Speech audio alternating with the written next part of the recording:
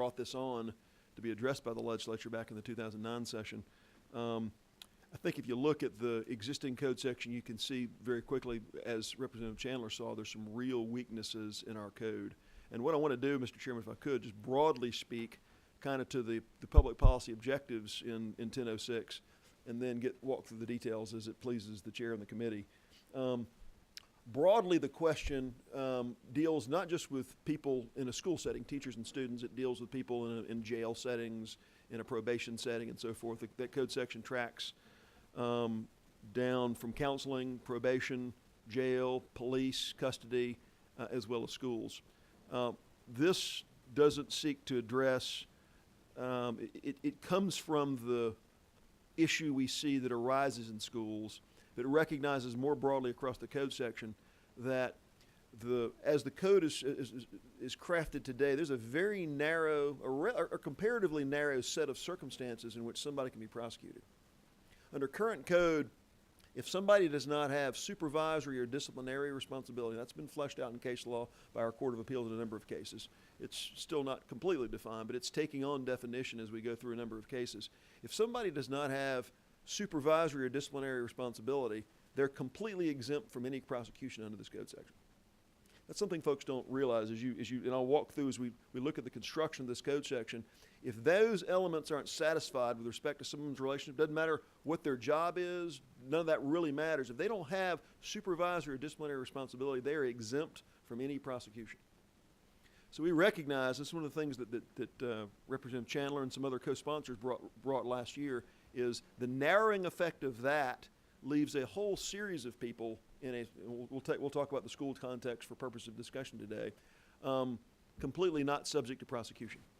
If you think about people who are school employees, whether they're school bus drivers, whether they're lunchroom staff, whether they're janitorial staff, or whether they're community coaches that have daily contact with kids but are not paid employees, and arguably, depending on how they're positioned relative to the student, don't have supervisory or disciplinary responsibility, if they engage in sexual contact with students, there is no prosecution.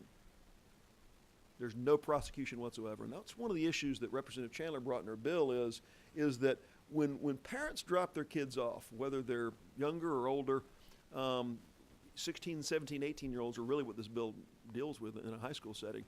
You know, the school is operating in a loco parentis responsibility. They by long established precedent, that's the obligation the schools have.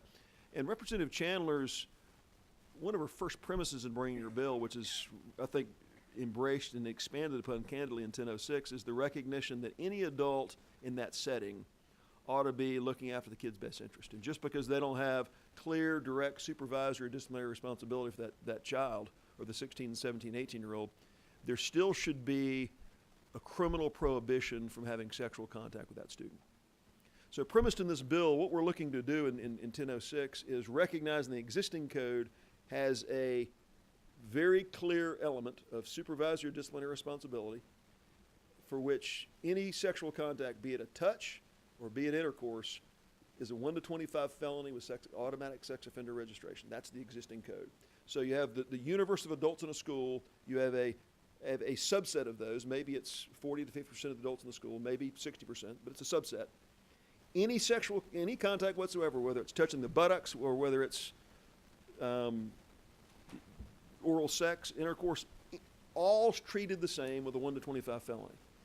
So what this bill does is it recognizes and takes as a premise that any adult in a school setting, not just the subset that have clear supervisory and disciplinary responsibility, but any adult in the school setting that has sexual contact with a student ought to be criminally responsible somehow, but recognizes based on how their authority relates to the student and what the nature of the sexual contact is, there should be different tiers of severity to sort of parse out the penalties and how that's treated with respect to sex offender status and those kinds of things.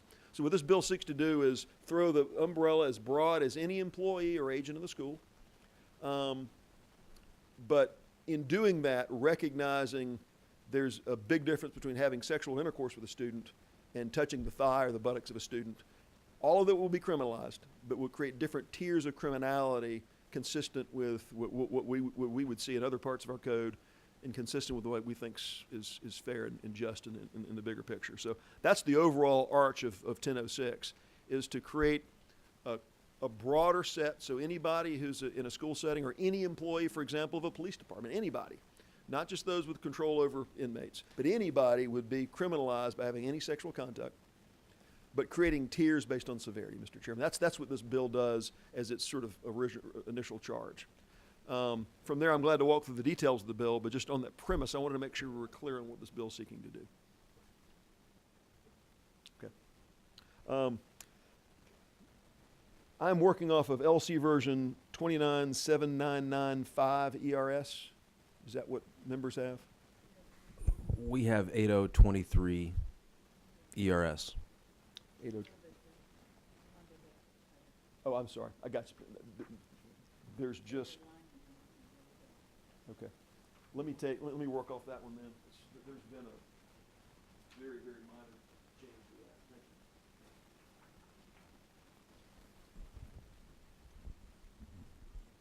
you. Yeah, there was a couple word cleanups and some numbering that changed there. Yeah, we're working off 298023 ERS. Thank you, Council. If we start on lines 28, 29 of the bill, we're going to kind of walk through this step by step. Obviously, the first part of this is definitions. Under the existing code, just for context, if there's any sexual contact between somebody who has supervisory disciplinary responsibility with one person under their charge, today, it's a 1 to 25 felony with automatic sex offender registration, period. If a conviction's brought, it's automatic registration, period. That's our current code. One thing we do in this bill is we look at, on lines 29, we've defined sexually explicit conduct. We define sexual contact different than sexually explicit conduct. Sexually explicit conduct under 1006 is pulled from 16-12-100, sexual exploitation of children. And it defines things from sexual intercourse, genital, oral, genital, genital, the whole series of things that are in severity consistent with penetration or oral sex, or that level of severity. So we define that here by bringing it into the new 16-6-5.1 code section, because the more severe treatment under this bill is tied to engaging in sexually explicit conduct, not just any sexual contact. Okay. So as you look through the definitions here, the existing code contemplates only the sexual gratification of the actor. This broadens it to if the teacher, for example, is involved in sexual contact with a student. Existing code says it's only for the gratification of the teacher. If the teacher made the case, or the school employee made the case that it's for the sexual gratification of the student, 1006 would include that behavior as well as being outlawed. So it's just a narrow broadening, but from a definitional standpoint, it does that. And bringing in the sexually explicit conduct definition, I think, makes an important distinction. One thing it does as well, I would direct you down to lines 44 through 45. The definition of school. School under the existing code would any educational program or institution instructing children at any level. And it goes on, but there's no narrowing effect. So school, as it's defined in our current code today, could be horseback riding lessons. It's any educational program or institution instructing children at any level. That broadening definition includes gymnastics academies, it includes piano lessons, it includes horseback. It's a way too broad definition. What we do for this, because again, the whole premise from the very beginning is that when a child is in a circumstance where they have in loco parentis oversight by the school, that's a school that we think about that's subject to compulsory attendance, private schools and public schools. When you drop your kid off at a private school, that private school has charge of the child. When you drop your kid off at a public school, the public school has charge of the child. So on lines 44 through 45, the definition of school is qualified by in which attendance of a child satisfies the compulsory attendance requirements of Code Section 20-269.1. That is a school as we think about it, to make sure that we're defining our terms in a rigorous way. I think that's an important distinction because we could talk about prosecutorial discretion, but I don't think any of us contemplate if your kid is in horseback riding lessons 17-year-olds in horseback riding lessons with a 21-year-old instructor, that sexual contact between that instructor should make them a 1 to 25 felon. So this bill clarifies and makes sure school is what we're talking about, and that school, which again satisfies compulsory attendance requirements. Any questions on that point, Mr. Chairman?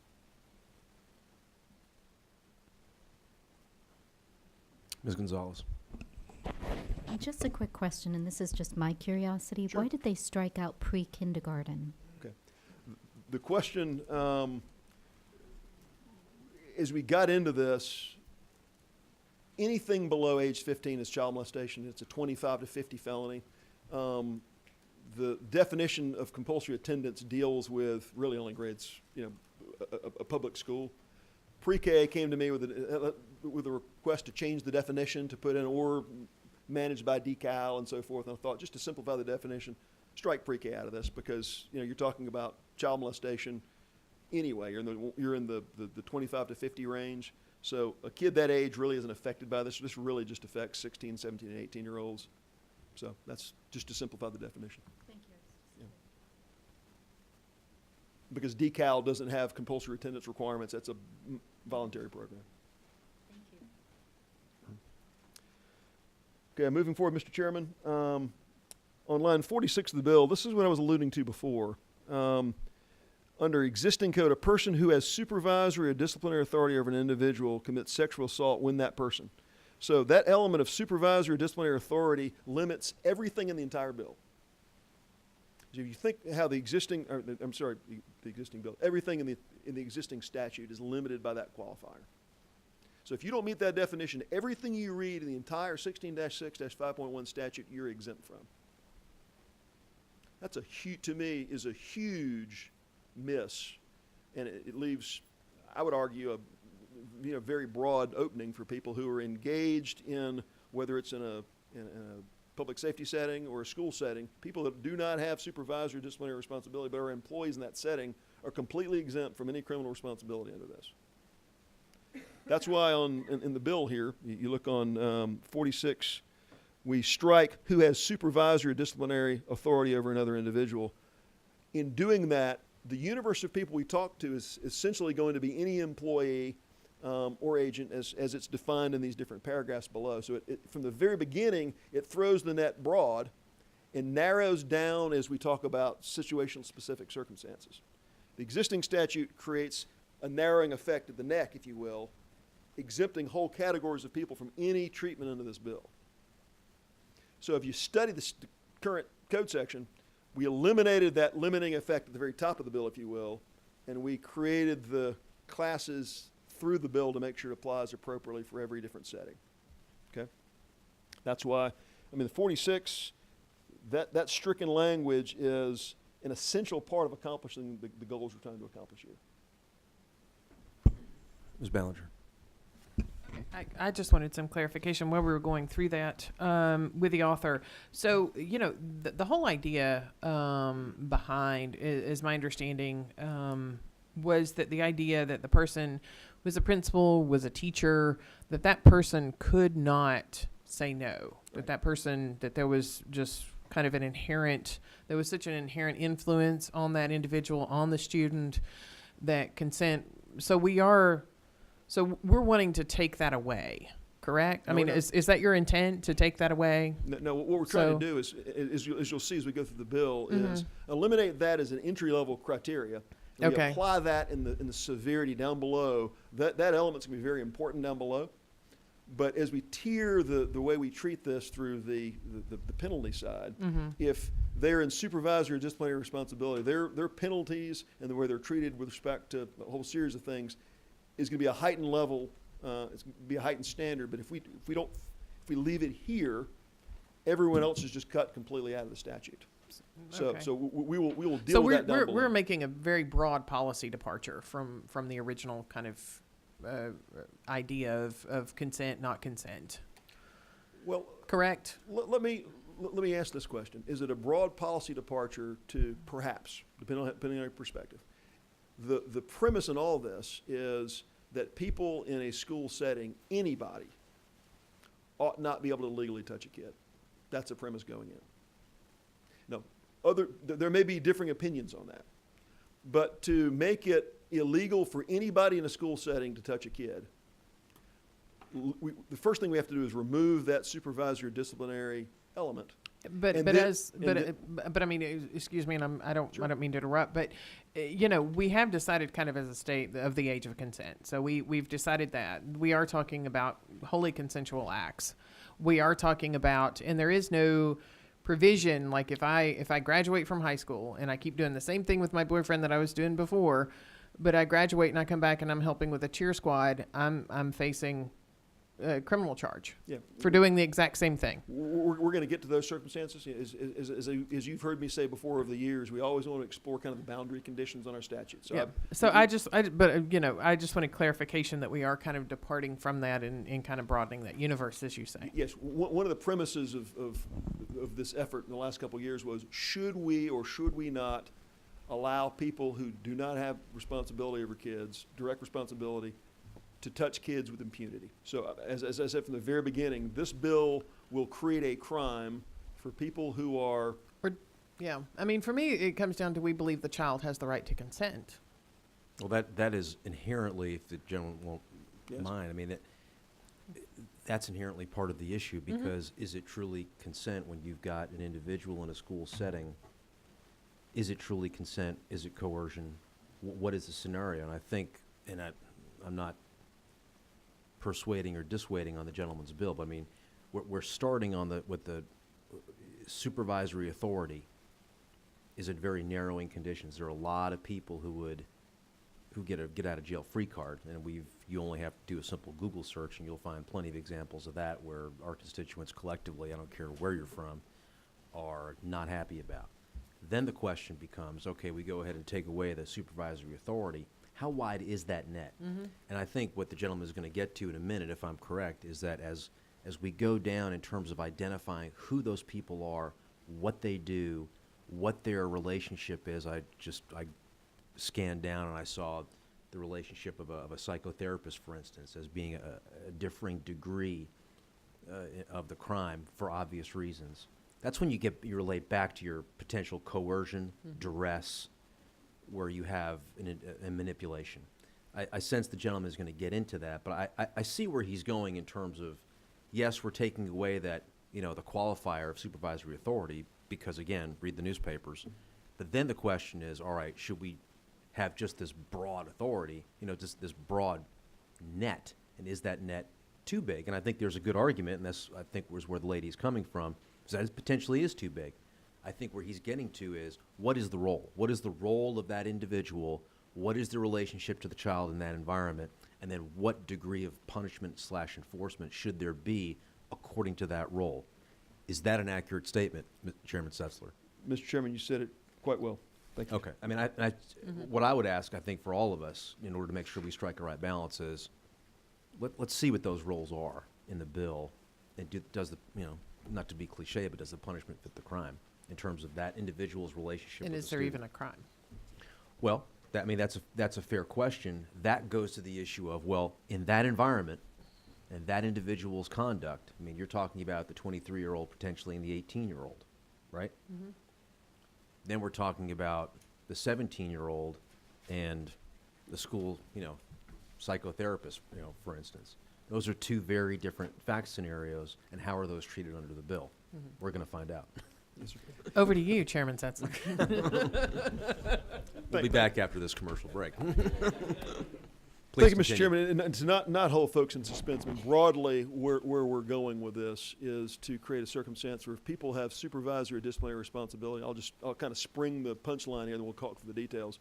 But this bill would suggest that people who have supervisory or disciplinary responsibility and are in these roles that's currently a felony 1 to 25 today, if they have sexual intercourse with one of the people under their charge, it's still a felony 1 to 25, doesn't change that.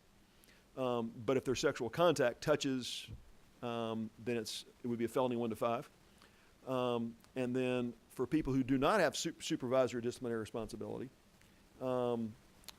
if they have sexual intercourse or this, again, oral sex and those kinds of things, it's a felony 1 to 10. but if they have physical contact, it's a misdemeanor of high aggravated nature. So in essence, the person who's it's completely legal for them today, if you will, a community coach in a school or a lunchroom person that has sexual contact with a student today, it's completely legal for them to do that today. A school bus driver has sexual contact with a student, arguably it's completely legal. This bill would make it a high and aggravated misdemeanor for them to get into touching, making out kind of things with a kid. Touches, if they have intercourse, it becomes a felony.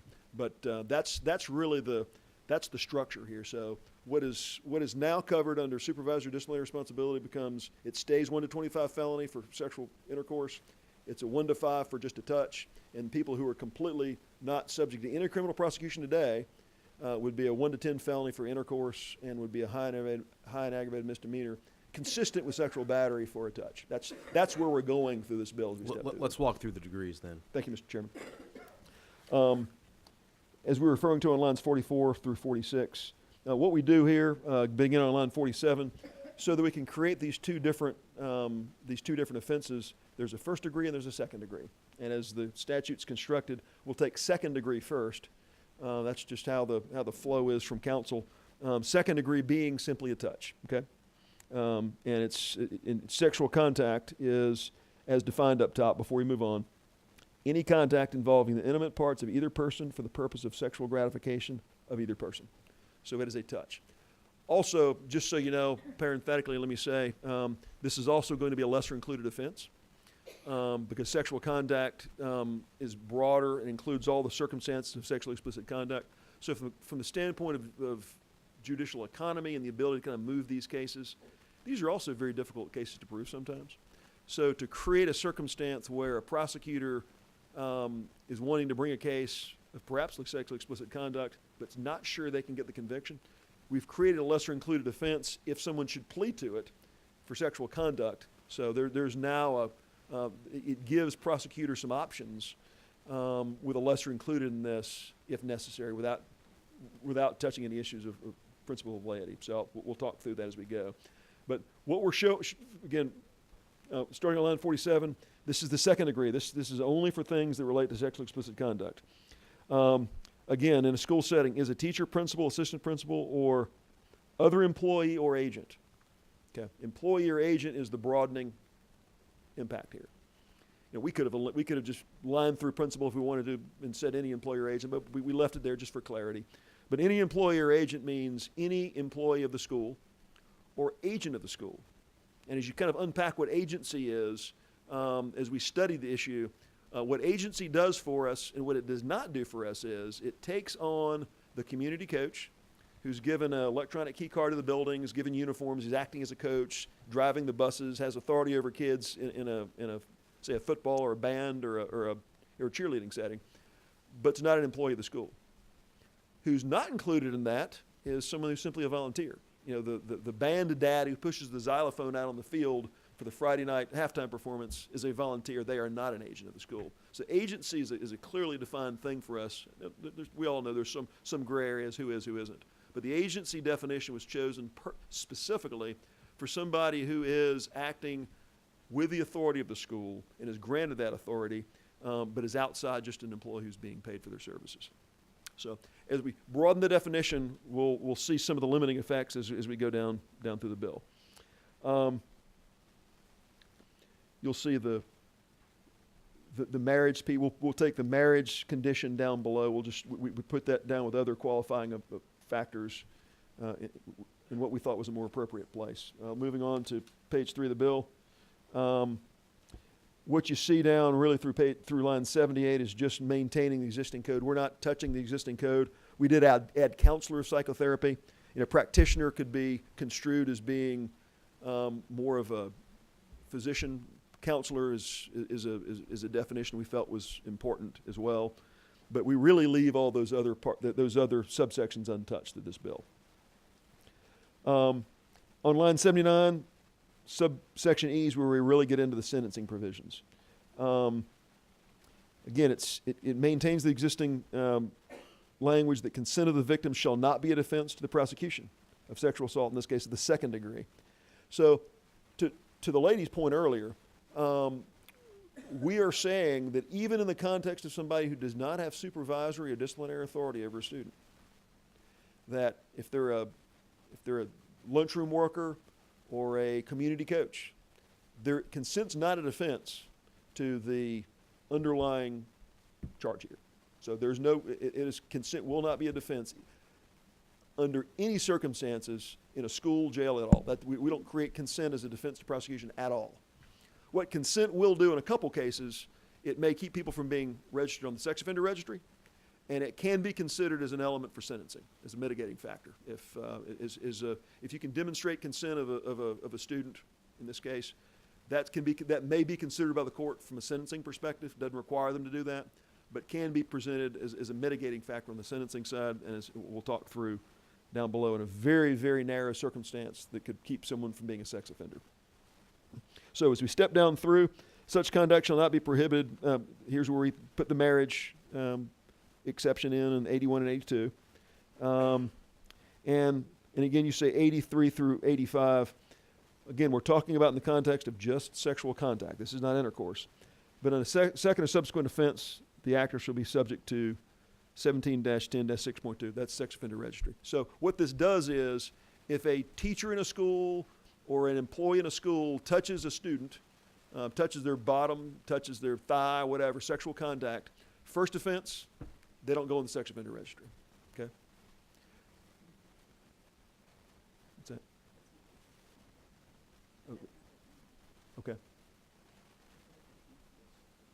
Okay. What, Counselor, could you speak to that?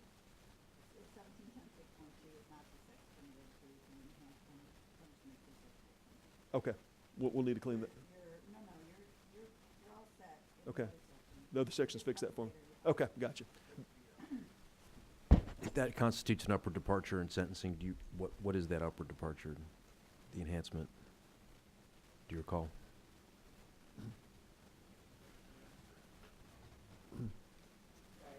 No. No, sure. No, We thank might you. as well just, To the lady's point, the chair's intention is that a first offense sexual contact will not land you on the sex offender registry. Okay.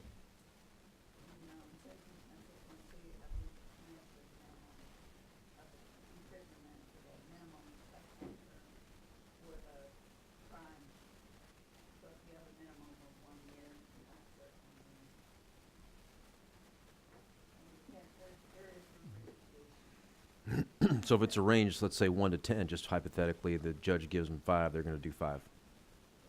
Okay. Okay. Thank you. Please continue. But, and I appreciate counsel's catch there. It's, the intention here from a policy standpoint is to get the language right, and I think she gets it this way for us. But my intention is, thank you, counsel, is to have a first offense on this not be subject, if it's a touch, sexual contact, not intercourse or sexually explicit conduct, first offense, not a sex offender registrable thing. There's a lot of reasons for that. You think about why we have a sex offender registry. We have a sex offender registry to keep sexually dangerous people away from kids and others. Yeah, this committee understands the significance of that, and I think as we consider this a first offense, I don't know that a first offense of a touch, there's a first offense sexual battery doesn't land someone on the sex offender registry. This mirrors the sexual battery statute. The first offense of sexual battery is not a registrable offense. Second offense, subsequent is. So this mirrors that. And then on 86 through 87, consent of the victim who is 16 years of age or older may be considered by a court in making determinations of the sentence. So it just simply says, although consent is not a defense to prosecution, you can introduce that element for purposes of sentencing. I think that we just, perhaps a court would consider that. We want to make sure it's clear that a court may consider that. And then we just see down below, Mr. Chairman, we take it from the 1 to 25 felony that it is today for any offense to 1 to 5. And then the fine, again, for just sexual conduct, 1 to 5, and then the fine max of $25,000. Likewise, as we're creating the tiering effect, before we go on, were there any questions, Mr. Chairman? Yeah, why the reduction there? Again, this is just second degree. This is just Right. sexual contact. This is a touch. So this is a touch of the groin area. And this is on a first.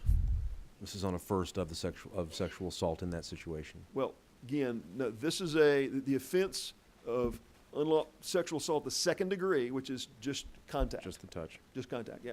Down below, we'll see it stays 1 to 25, and that's Got for it. intercourse. Okay. And Thank you. yes, sir. Ms. Ballinger. Just a clarification. So as it stands right now, if there is a touch, if a principal cops a feel, shall we say, then that's 1 to.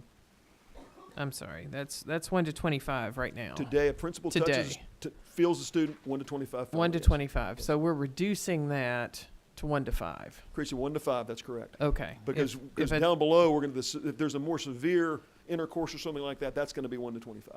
Okay. So, but if so, we're reducing for the teachers and the principals and stuff like that. So if they cop a feel or there's an inappropriate touch or whatever, then we're reducing. Okay. That's All right. correct. So as we broaden the number of people that can be caught up under the statute, we're reducing the severity based on the nature, but retaining the most severe contact and the most severe penalties for people that are having intercourse, which I think was the intention of this bill in the first place. Okay. Thank you.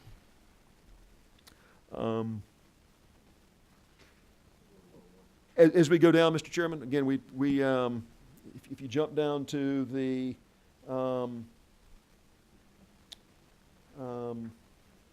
again, we're talking about not intercourse, we're talking about touches. So we take as we step this down, you're still, if you were to touch a child who is 14 or 15, it's still a 5 to 20 felony.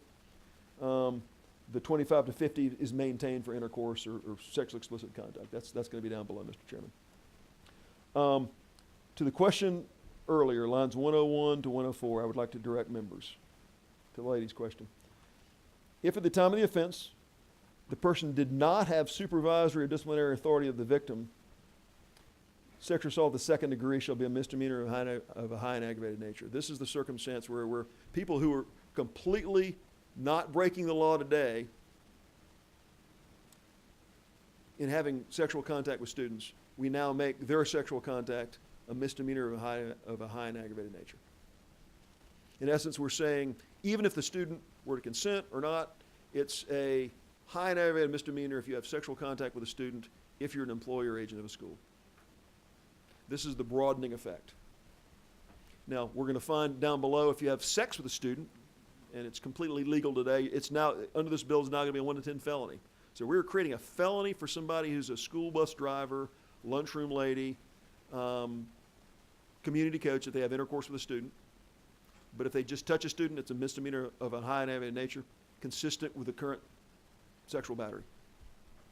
So, and once again, consent's not a defense here, Mr. Chairman. So even if a student consents to have you touch them in a sort of a make-out setting, that touch is a misdemeanor of a high and aggravated nature for somebody today that's completely able to legally touch that student.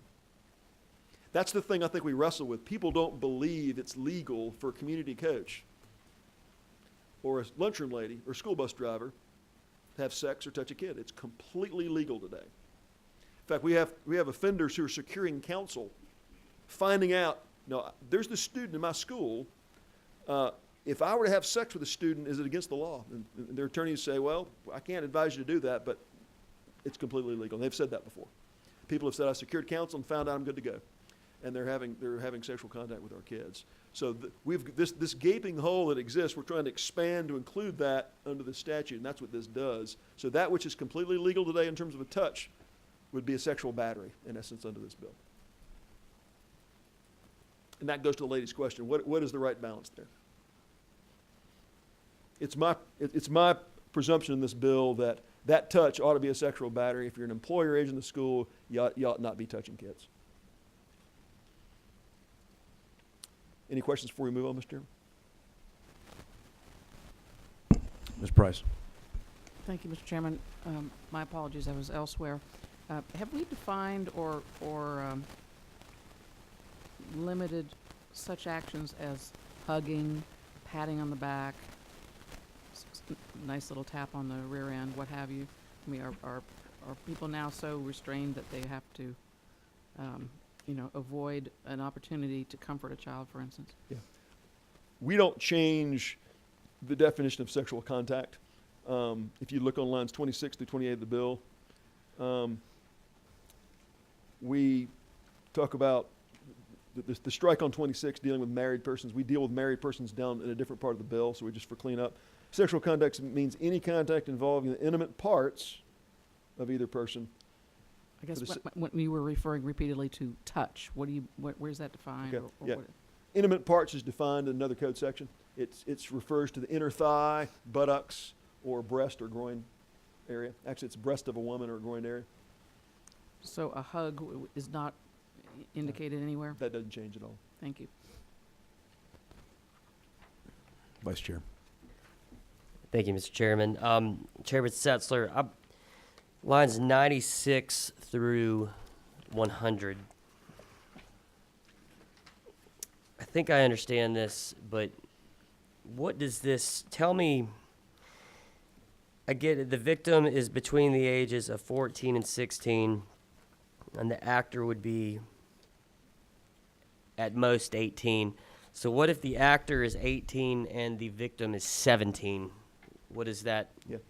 This, as you can see, there's nothing stricken there. That just doesn't change the existing code at all. Mm-hmm. The whole purpose here is if there's a person that is 17 and so you have let's say you have a 17-year-old guy and a 15-year-old girl. Mm-hmm. The 15-year-old girl is not the age of consent, but it gives a safe haven for somebody that's. This is what we call the Romeo and Juliet.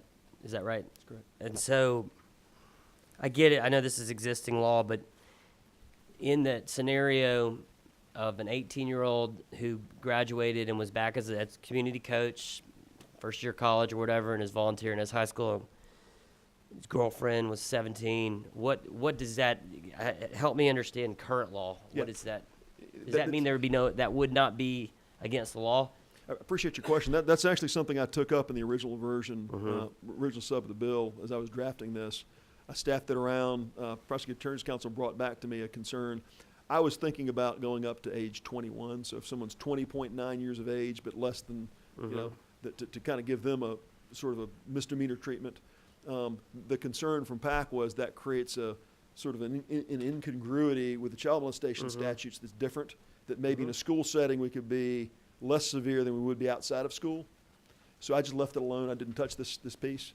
I'm certainly sensitive to the gentleman's question. I think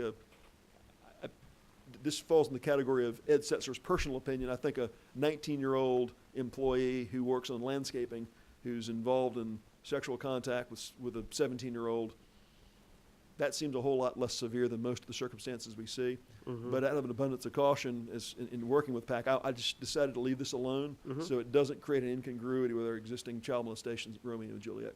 Okay.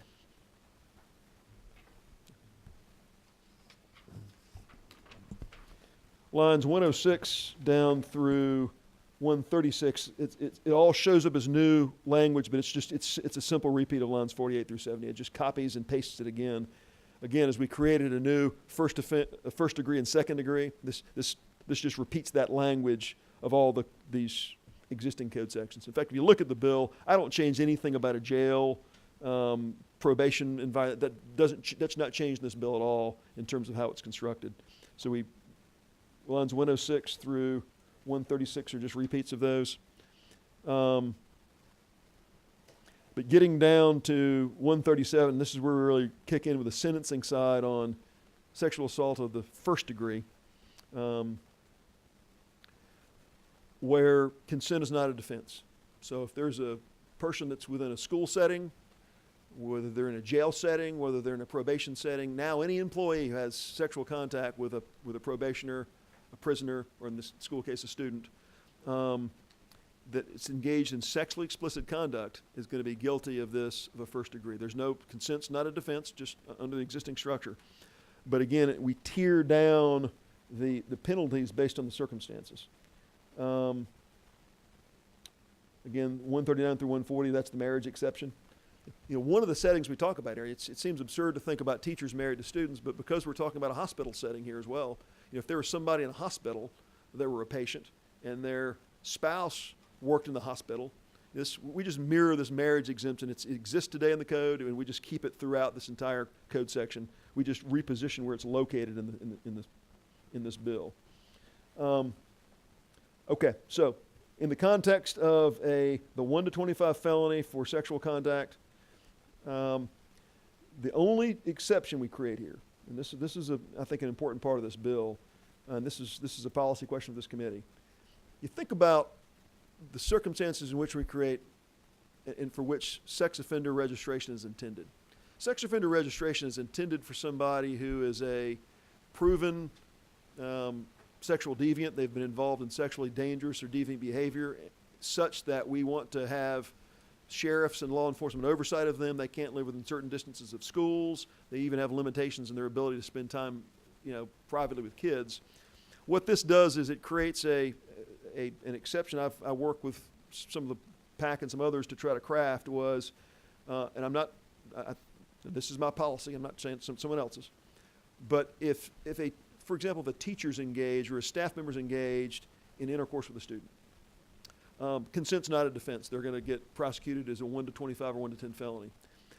But for purposes of sexual offender registration, if someone is sexual deviant that has a 28-year-old teacher, that has a 27-year-old teacher that has a sexual relationship with an 18-year-old student, if there's no similar transactions, they weren't having sex with 4 other students, they didn't try to have sex with 4 other students, it was just one circumstance, it's consensual. The student says, yes, I consented.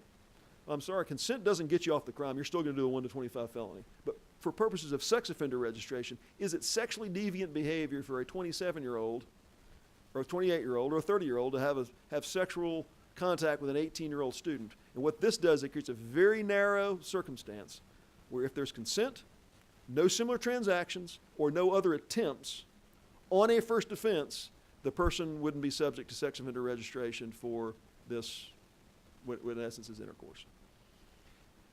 That's a policy question for the committee. Is that something that the General Assembly should mandate, or should we leave that to the discretion of the court? We don't normally, Mr. Chairman, leave sex offender registration up to the court. That's something we talked to. In fact, last year, I was talking to Mr. Spayas and Prosecuting Attorney's Counsel. We asked the question, should we let the court decide if they're sex offenders or not? And he said, this is, he's not speaking for Mr. Skandalakis, but one of the things that came out of our committee process last year was, don't just pitch it to the courts. Create a bright line test. It's your job to do that as a legislature. That's what I'm trying to do here. I'm trying to apply some of the criteria a court might apply if there's valid consent. And we could be talking about people who are the age of majority. I mean, you could talk about an 18-year-old high school senior. And if they're consenting and the person that's going to be guilty of this felony, but if the person consented and they didn't try it or have sex with multiple students, in this case multiple girls, and there was no other attempts, it's just this one affair, this relationship, should the person be a sex offender is the nature of that activity a sex offender's activity? Or is it simply one of terrible judgment for what you're going to do on a 1 to 25 felony? I could see a scenario, though. Couldn't you see a scenario whereby, what's going to be the issue? Consent in that fact pattern is going to be consent, and that could be really gray. And if it's really gray, I wonder, do we do better to have the court in that narrow scenario? Mr. Chairman, we leave that to the finder of fact. I think if we pitch it to the court, it could be all over. I don't think it would be. I think there's some concerns about being universally applied or equally applied across the state. If we put a consent element in there, that's depending on the facts of the case. The finder of fact would have to establish there is consent to be able to enjoy this. But if there's not consent, and if the prosecution can produce text messages to 4 other girls, for example, they tried to have sex with, well, that meets the attempt definition there on line 20 and 27. Similar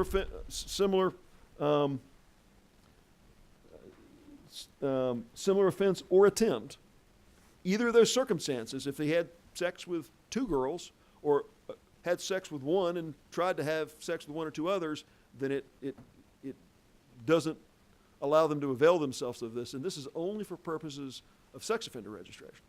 All it does. Doesn't get them off the underlying felony, Mr. Chairman. But again, as we think this through, what should lead to sex offender registration, which could be a 5, 10+ year kind of thing, where you might not be allowed to even have unsupervised access to your nieces, nephews, kids otherwise, That's a very serious thing, and is it a sexually deviant behavior, or is it simply a crime because of your relationship with the student? That's what we're trying to parse here, and I think the finders of fact can decide if the consent was valid or if it's invalidated based on the facts of the case. That's what we're trying to establish.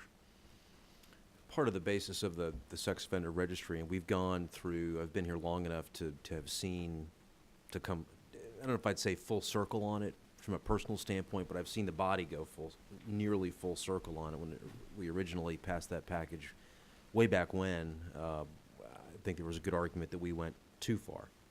And then back, it was about 10 years ago, we went ahead and went through the very complicated process of trying to dial some of that back and affording opportunity, albeit difficult. I mean, it's a difficult checklist to go ahead and tick all the boxes on for an individual just to get to the possibility of petitioning for modification of the sentence. What we had seen previously is we had individuals who were sentenced as, and they made a mistake for sure, but the question was, were they sex offenders? If they, how are we judging that? What kind of prism were we looking through? I think what happened in years past is the General Assembly looked at it, and this is behavior we don't necessarily like, therefore they're sex offenders, but the question was that individual truly predatory? And in many instances, and I think we've all had constituent contacts to this effect, in many instances the answer truly was no. They were a person who made a serious mistake. A serious mistake that cannot be, understated. But were they predatory? And what we had done previously was to go ahead and jam that square peg in a round hole. We dialed it back a little bit. I think we do well, and I'm not saying this in a leading fashion, but I am putting it out there that we do want to err on the side of making sure we're keeping our eyes on the ball as it relates to that individual truly being a predator. Correct. And truly being a threat, That's a public safety threat. That's exactly what this seeks to threat, that's trying to thread that needle, Mr. Chairman. I think if there's a teacher, let's take the school circumstance, if there's a teacher trying to have sex with 4 or 5 girls, and he gets caught for the 5th girl that he tried, who finally relented, then I have no issue with him falling in the sex offender category. As you sort of think through this, if they had sex with 3 girls or a 29-year-old teacher has sex with 4 guys in the school, I have no issue with them being treated as a sex offender. I mean, you can debate, are they deviant or not? We could debate that all day. But I think the circumstance of if there's consent, if it's only a one-time thing, you can demonstrate that through other similar transactions or attempts. I think we're advised, if the finder of fact can establish that it is truly, these elements exist, then I think it's a policy question for every member to decide. It's my proposal that they not be treated as a sex offender. Ms. Ballinger. Thank you. As the probably the only member of the committee that gets the what Joe Wilkinson would have referred to as negative perk of sitting on the Sex Offender Registry Review Board for the state of Georgia, I would be happy to, have conversation with the board and also the staff there as to, whether or not, that the kind of person that we're looking at, because we are dealing with people who are over 16, who are of the age of consent. We're not dealing with, obviously, kind of running through, as Chairman Golick was kind of going through, I was thinking about some of the prohibitions about sex offenders. You can't be near bus stops. You can't, obviously, we're contemplating, child molesters, in that you can't go around playgrounds and that sort of thing. So, I would be, if the author would like, if the chairman would like, I would be more than happy to liaise with the Sex Offender Registry Review Board and get their thoughts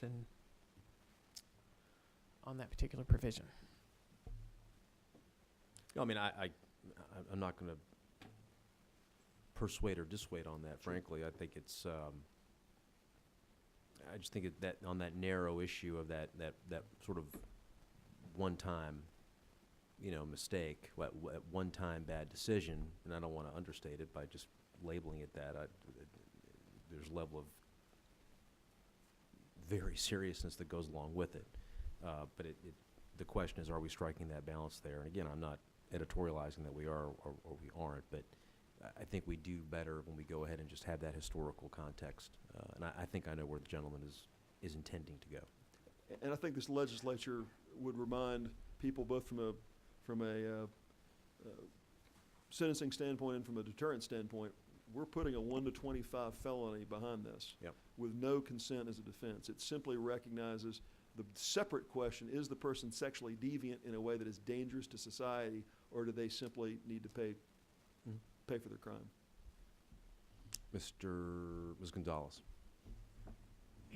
Just a quick question. Do you envision that part of that history may be that there might have been some oral comments that were made that then led to just that one incident of sexually explicit contact? Would that then bring them into the more stringent level? It's a fair question. I don't think an interaction with a person that is furthering a criminal pursuit of having sex with that person, that's not going to get caught up in this. You're talking about other attempts. You're talking about a circumstance of other people they attempted to have. I mean, No, I'm talking about with that one particular individual that they eventually get to have sex with, but in a situation where they are constantly, throwing out comments at that person, creating a very unhealthy environment for that person until they finally get to that physical contact. Would that vocal interaction, would that be part of the history looked at to say that then they fall into a higher level of sentencing? I think that could absolutely be helpful to the finder of fact in establishing was there consent? Was there some kind of tacit threat? What level of pressure was put on the person to do this? I think that would inform. I think that'd be very informative. I don't think that the fact that there's 3 requests before sexual contact was proven, that doesn't in any way lead to multiple other attempts with committed. In fact, because it says, unless similar offense or attempt was committed with another victim. If you look on line 141, it requires with another victim. So it would have to be not the victim in question, but another victim they made an attempt with or had sexual contact with. It requires another victim to be an element of that. But so but I think, and I'm not sure which question you're asking, but I think to the point of was there valid consent, I think any communications that can be introduced into evidence are helpful in understanding was consent meaningful. If it wasn't, then it's invalidating their sex offender. But I think as much of that information that can be gleaned and provided to the courts is very helpful in making that determination. Because as the chair said, I think that's that's the whole sex offender status could hinge on that consent element. But because we have another victim requirement for offense or attempt, it wouldn't have the effect automatically it would only be in furtherance of the element of consent. Thank you. Mr. Chairman, in the interest of time, I'm going to move through this promptly if I could. Once again, on lines 144 through 147, consent's not a defense, but it can be considered by the court in imposing sentences. And then as we get through this, you can see it's a 1 to 25 felony as it is under existing code. If the child's under 16, it'd be 25 to 50 as is an existing law. It mirrors all the way down. Really the only substantive change is going to be on these circumstances if, on lines 59 to 162, if I could direct members of the committee. If at the time of the offense the person did not have supervisory or disciplinary authority over the victim, it would be a 1 to 10 felony with a fine of $50,000. So that's really the material change in terms of broadening and bringing people under a criminal treatment that currently have no criminal punishment today for the same behavior.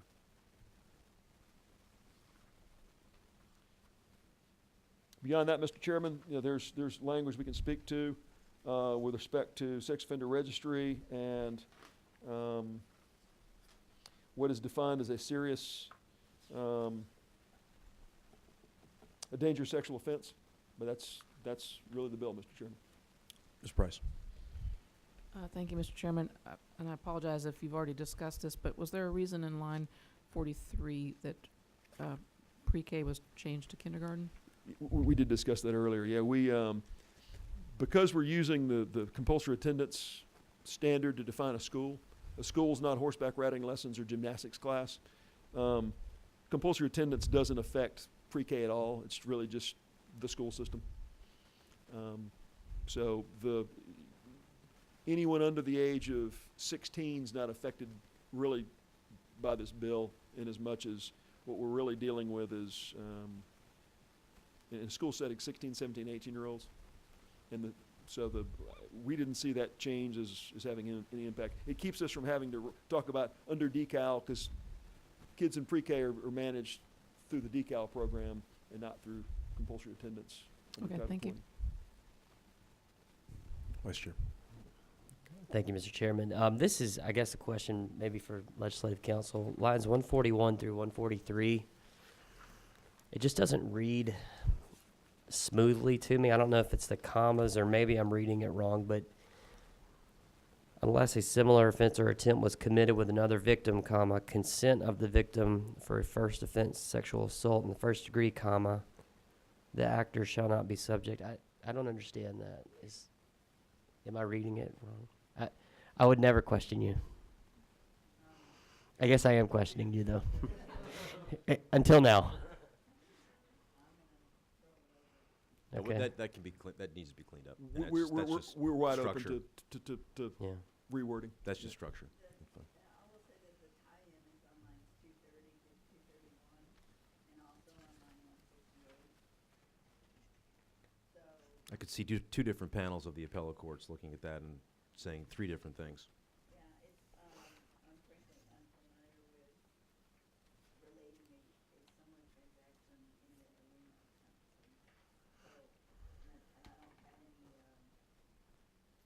history in, demonstration. Can you even do that?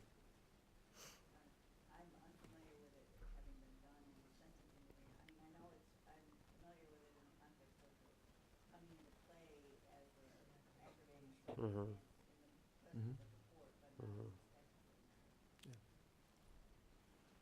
And again, this is not with respect to the underlying guilt innocence. It deals with the registration. That was the intention. Mhm. I'm open to some language, but I think the policy question is one of, and I'd initially thought about if there was consent on the first offense, maybe it's not a registrable offense. And then some folks in the prosecution committee brought to me, yeah, but what if they tried a bunch of times, or what if there were similar transactions that have never been prosecuted before, but are discovered as part of this investigation? If there had not been a previous conviction, but when this case is brought, 4 girls come out and say, yes, it's happened to me too, then how do you parse that question separately? And I think, I think it's an important policy distinction. But Mr. Chairman, I'm obviously wide open to. I think where you're going is unless a similar attempt was committed with another victim, obviously that's in the past, could be recent past to that time or distant past even, and consent. I assume what you're saying is unless there was a similar offense way back when or, in history, then there'd be, the sentencing enhancement under 6.2, assume, and then it is a little confusing to me because the consent of the victim, I'm just confused on the qualifying conditions to not get a sentence enhancement. Yes. But we can clean that up. I just don't, they might be a little contradictory. To be clear, if you can demonstrate the consent element and there's no other attempts or no other Yeah, so similar it's an and. transactions that are brought to bear, Yeah. you'd not be a sex offender in the Yeah. first offense. It's an and. Okay. Any further questions for the author? Ms. Price? Thank you, Mr. Chairman. Was there an amendment made at line 68?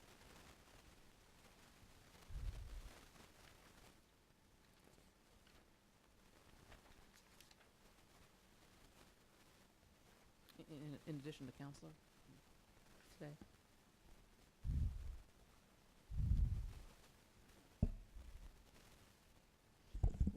There was. We added beyond practitioner counselor. No, I mean besides that? The word medical was not inserted in there?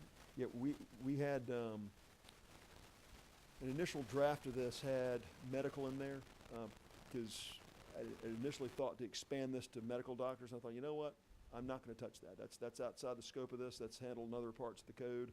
Let's leave this around psychotherapy and counseling. So I pulled the medical piece out and really just left this more closely to where it is today. I did add counselor to practitioner, because the counseling relationship could be one of maybe not a psychiatrist, but a long-term counseling relationship that still ought to have some protections. That's the only change we made. Okay, I think somebody was working off of the old. Okay. Thank you. I see no further questions. Mr. Chairman. Thank you, Chairman Sure. Setzler. Yep. Mr. Smith, did the PAC wanted to make a comment about the bill or any feelings about it? You're under no duty. You're in the line of sight right now, and obviously your organization is relevant to the issue, so I wanted to just see if there's anything you had.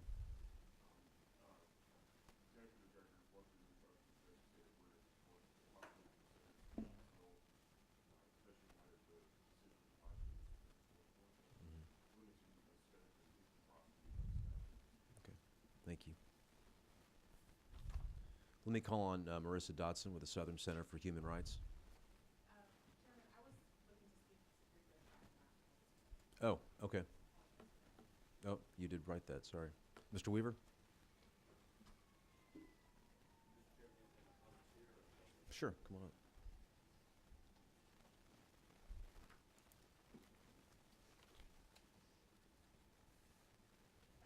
Thank you, Mr. Chairman, members of the House Judiciary Non Civil Committee. I rise today and I just have some concerns regarding House Bill 1006. First, based on what the Prosecuting Attorney's Council had just shared, that case did arise from the Georgia versus Morrow decision, which was prosecuted by my elected District Attorney Shannon Wallace. And in it, all the judges concurred unanimously that the court cannot judicially rewrite the statute that the legislature had created. That gentleman, Mr. Morrow, at the time was a paraprofessional, and paraprofessionals were not included in the language. So to that, just want to be clear, that's what the court had said, and I can pull up that slip opinion and mandate. But looking at the bill, I do have some concerns, and first and foremost, in listening to what Chairman Setzler had said, when we look at the term school and we tie that into the compulsory attendance requirements under 20-2-690.1, I think that it's important for the committee to know that the legislature currently prescribes that the compulsory attendance is for any child who has accrued 6 years of age until that child reaches their 16th birthday. Once a child reaches 16, they're no longer required to attend school. It becomes strictly voluntary.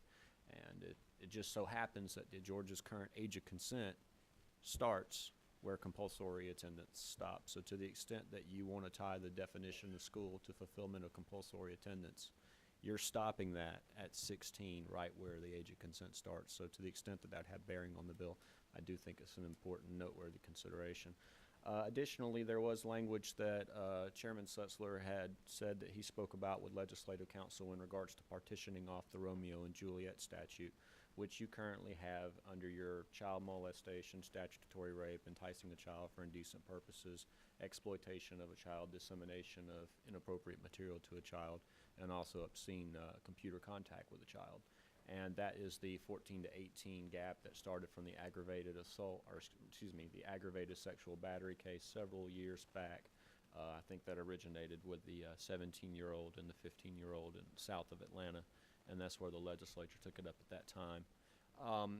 In that consideration and thinking about how would you tie that, and you certainly don't want to change the Romeo and Juliet provisions under this bill to grant an incongruent definition as to what would be considered a Romeo and Juliet. I think, just thinking to myself and listening to what Chairman Setzler was saying, I think that perhaps a good remedy to that, if it would be appropriate for the committee's consideration, should Chairman Golick allow it, would be to consider the definition of the term actor as is currently defined under current law. And I would submit to you that if that 21-year number, which is what I believe Chairman Setzler had mentioned, if that 21 should be the case from a public policy standpoint, being someone who is of age to drink alcohol, who has reached the age of discretion as recognized in most community standards and certainly throughout our country, maybe actor needs to be defined to be someone who's 21 or older. Therefore, that way it would clarify that when you say someone is an actor under the statute, it's someone who has reached the age of discretion for the purposes of being able to to drink, that person should have known better than, that way it wouldn't include persons who are 17, 18, 19, 20 who happen to come back and work at a school, or who coach at a school, or who used to and went to college and now come back as a volunteer, et cetera. And then also, in thinking about some of the different language in regards to the sexual offender registry requirements, I would ask that the committee consider the appropriateness of partitioning that off only to first degree convictions. So as, because the second degree convictions also encapsulate the misdemeanor, the high and aggravated nature, as is proposed under the legislative measure pending committee consideration today. And it's certainly within the ambit and nexus of the legislature's ability when writing the law that the courts have to follow, to just, if that would be something that would be appropriate, instead of saying first degree or second degree for the purposes of the enhanced penalty under 1710 6.2, or first and second degree for the purposes of sexual offender registration under 42-1-12 A10 B.3. Instead, just saying first degree only, and that way it would always encapsulate a felony offender, and it wouldn't even contemplate misdemeanor offenders who would otherwise be able to argue under the provisions of 42-1-12 A10C that doesn't include them. And I just think from a consistency, I think that just for being consistent, I think that would be good. Also, when we look at some of the different, when we start, I don't have your current LC numbers, so forgive me, I don't have the line numbers that match the bill that you have in front of you, but starting where you have a person commits sexual assault in the second degree, and then you list through all those institutions, you go through schools, law enforcement agencies. Something that I noticed over the years in looking at this statute and reading the official code of Georgia annotated is that when we see, and the purpose for school, it's of the same school. And then when we go to employer, agent of community supervision, or Department of Corrections, or juvenile justice, et cetera, it says any such office. So to me, it just seems to be incongruent. And then we go to number 3 in law enforcement, it says any law enforcement entity. And then number 4, when we says hospital, it says same hospital. It just seems to me that in certain instances, you're encapsulating any, and others, you're mandating that the actor be similarly situated to the state's victim in the same setting, and for the purpose of making this as narrow as possible, and trying to capture what Chairman Setzler is trying to accomplish by advancing this measure today, I would ask that the committee consider going through each one of those setting by setting standpoints and mandating by legislative act, should this advance, that each setting has to be, the actor has to be in the same setting as the state's alleged victim. That way, because, for example, taking to respect law enforcement entity, Chairman Golick, you live in Cobb County, Cobb Police. Well, Minority Leader Trammell hails from Luthersville Police. Any law enforcement entity, even though there's a large geographical distance between those two counties, between your counties, any seems to me to encapsulate any. It's just very broad, and I would ask that the committee narrow it down to be that the actor has to be similarly situated to the state's alleged victim in the same school as is law, in the same hospital as is law, and to duplicate that by saying the same law enforcement entity, the same probation, the same Department of Corrections institution, the same Department of Juvenile Justice institution, et cetera, the same psychotherapy or medical counseling office or practitioner.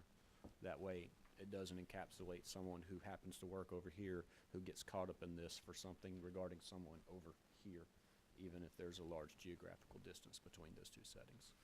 But on that, that's the only thoughts I could think of in looking at this, and I know that this is a very difficult needle to thread, but at this late hour, not having the complete copy, most recent LC number, that's the best I can do in my thoughts, Mr. Chairman. Thank you, Mr. Weaver. You're welcome.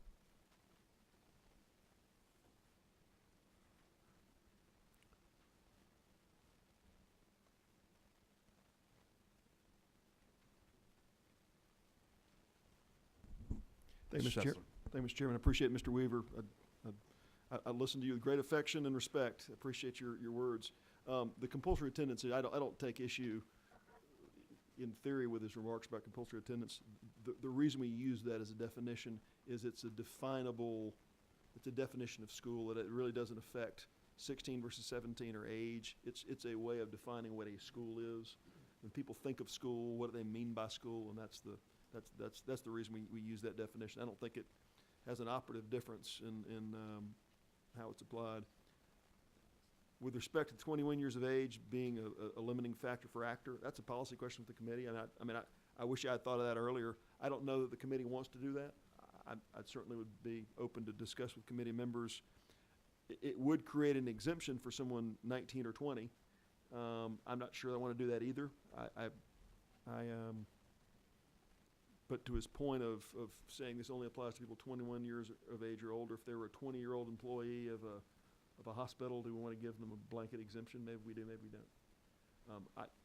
Initially my thinking was to create a circumstance where it's a 19 or 20-year-old employee would be less severe, perhaps, if there's that age differential.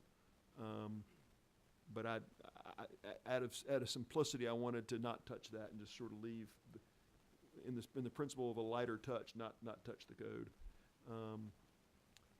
The high and aggravated misdemeanor question he raised, he suggests we apply that only to the first offense. The reason I applied it on the second offense for sexual contact is it mirrors the sexual battery statute. Our sexual battery statute in Georgia is first offense of sexual battery, not a registrable offense. Second offense, it is registrable. So in essence, what we're looking at is for somebody who does not have supervisory responsibility over a person that is involved in sexual contact, that it's a high and aggravated misdemeanor. The consent's not a defense at all, but it's treated like sexual battery. And tracking that sexual battery is only registrable on a second offense. I can live, obviously, where the committee would take that. If they think sexual contact should not be registrable, then that's the committee's decision. I did believe, though, you could have somebody who's a serial perpetrator of sexual touching people and perhaps, it seems like if there's multiple occasions of that, then maybe it ought to be treated, again, like sexual battery. But I appreciate the gentleman's question. And then lastly, on the community supervision, same hospital, any law enforcement agency, under the principle of light touch, I didn't want to get into trying to rewrite those code sections. I kind of left those alone to let them be defined as they are today. So certainly would submit to the will of the committee if we wanted to take that issue up and try to redefine that. I just didn't want to delve into those waters. I wanted to leave that alone, Mr. Chairman, at least in my first run through this. Thank you. I think what we're going to end up doing is this, and I see Senator Underman is here, and as we've discussed, that Chairman Setzler's language, his 1006 language, the substitute for his 1006 language would ultimately be joined with Senator Underman's bill by her consent, I understand, previously. My sense right now is that the committee probably needs to take time over the weekend to digest that and to see where it stands individually and collectively. It also gives Chairman Setzler the opportunity to take the pulse of the committee, frankly, individually and collectively on where people are comfortable. What I sense we would do procedurally is, in one of our early meetings next week, would be to ultimately go to a motion on Senator Underman's bill either on Monday or Wednesday. I'd prefer Monday, and take up the Setzler 1006 language as an amendment to that bill. So the Senator Underman's bill travels. The question is to travel with Chairman Setzler's language or not, but it travels either way. So that's sort of our procedural posture. So with that, I think what we'll do is we'll suspend discussion on 1006 right now, invite Senator Underman to come forward to discuss her 335. And I just wanted to make sure the committee was clear on what our procedural posture would be, likely on Monday, but we'll send a notice. And Senator Underman, I want to say this is very similar to Representative Silcox's bill. Is that correct? That's exactly. That's perfect. Yeah, Mr. Chairman, before you start, can I just say, Sure. Thank you for all the years that you have served, and I understand you're retiring, correct? The parole board met, and It hadn't met on me yet. in an uncomfortably close vote, decided that I was ready to Well, go I back just want into to say that I have society. always enjoyed working with you and the respect I have for you. And as you know, I'm a novice. I'm still a novice, and you have guided and helped me with many, many, many bills. And it's just been an enjoyable experience learning from you, and you're so professional and so transparent. And God bless you for helping me, because I know I'm like a piece of Play-Doh that doesn't know what I'm doing. I just have a good heart. No, I appreciate it. You've always brought really good legislation, and that makes it a lot easier process-wise, I can tell you that. But I So can appreciate I just your talk about comments. that Senate Bill 39 just Sure. a second? Well, we're 39, just to be clear, 39 is in Representative Reeves' subcommittee, correct? Yeah, that's. Right, but that's what you're adding. No, we're gonna, the thinking, and by I virtue. read the bill at 11 o'clock last night. Okay, and the understanding is that we would ultimately, potentially, assuming committee Right. comfort with it, add the 1006 language to your Senate Bill 335, Oh, okay. I which had is the just one that mirrors opposite. Representative Silcox's bill. Okay, So we're going to go ahead and probably go to a motion on that on Monday, okay, that's what I got. right? So, Okay. I mean, I'm telling you, y'all got a lot of confidence in me if I'm gonna be carrying these on We the do. floor. we do, and Ms. we're Travis is gonna have to meet with me before I get to the Senate floor. and we're comfortable. I can tell you, I never put words in these people's mouths ever. I know better than that. But I can tell you, we're comfortable with 335 because it mirrors House It's Bill exactly- 732. And I had talked to her, and I want her to get credit. I don't need the credit. I want her bill to fly, and I'm gonna try to get it out of rules. And I Thank you. just appreciate her being interested in it. Oh, thank you. And so I just want to let you know, I mean, you can speak to 335 if you'd like to, Senator, but we're No. familiar, and it's our intention to move it one way or the other Right. early next week. That sounds good. Thank you, ma'am. Thank you. I appreciate it. Anything else? Oh, I'm sorry, Ms. Dotson, did you want her to say something on? No,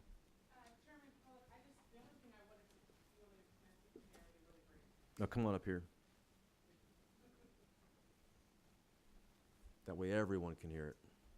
I will be very brief. I just wanted to just bring to the attention of the committee some concerns around the registry when it comes to 335 and frankly with 732 as well. We recognize that there is an intention to deal with the Johns, if you will, the patronizers of this activity. But the concern we have around the registry is that putting individuals who may or may not have known and who are not involved in this kind of violent, coercive, predatory behavior when it comes to the population we are concerned about, putting them on the registry will be over a misuse of our resources. We will be putting people on the registry that may not have been the kind of actors we are concerned about. So that would be my only. You know, we're thing I talking wanted to about bring. 335, the trafficking.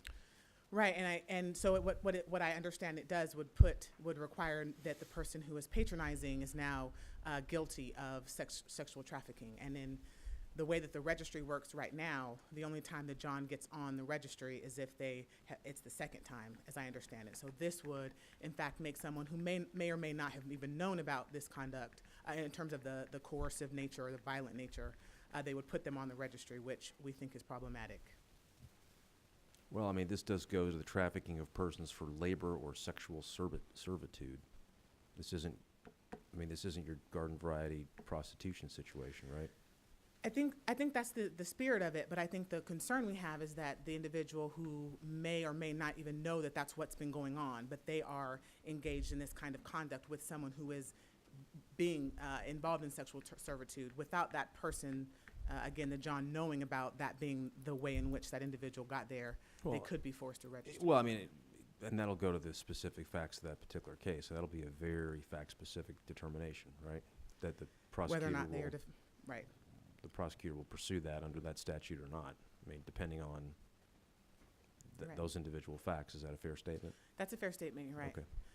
I just wanted to raise the issue that, when we're thinking about sex offender registry, that we want to make sure that the people that we're putting on there are actually threats in the ways to public safety that we intend, and that the more people we put on the registry, the harder it is for our law enforcement officials to be able to keep their eye on the individuals who we should be watching. And we have some concerns that folks may get on the registry because of this, who, again, are not those kinds of predators we are concerned about.